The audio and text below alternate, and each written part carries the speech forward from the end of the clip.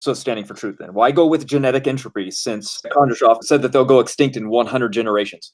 Well, what Kondrashov said was, why are we not extinct 100 times over? Well, what's funny is that quote, because Kondrashov is an evolutionist. So he's asking based, and he's a population geneticist. That's why I always say population geneticists, evolutionary population geneticists agree that man is degenerating. And they say things like Kondrashov said, why are we not dead 100? Why are we not extinct 100 times over? That proves that the genome is young, and he can't, and all other population geneticists, they can't question their basic assumption of pond scum to people evolution, because they have to force fit all evidence, all data into that primary assumption. They're not going to question the theory, but we can look back and say, why are we not extinct 100 times over? That's because the genome is young. We haven't had enough time. That's why when you look at certain, deep lineage animals in the fossil record, and yet they remain unchanged, you see stasis. But based on what we know about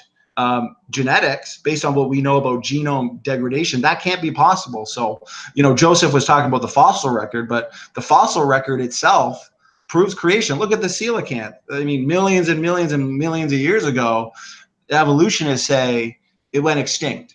And all of a sudden, it pops up in the oceans today, just swimming around, never seen in the fossil record past a certain layer. Living fossils. There's a certain tree, Wollemi tree. I can't remember the exact name. I think that's what it is. Evolutionists said this is like finding a living dinosaur. And yet there it was, just hidden in plain sight. And it's funny because a tree can't run and hide like a living dinosaur could. Say, in the Congos with Mokalia Medbay and stuff. We were having that debate the other day with RJ Downer. They can go hidden, yet this pine tree or this tree, Wollemi pine, went undetected all this time, and yet there it is, another living fossil. So, like I said, everything points to genetic degeneration and a biblical creation model. So I appreciate the question.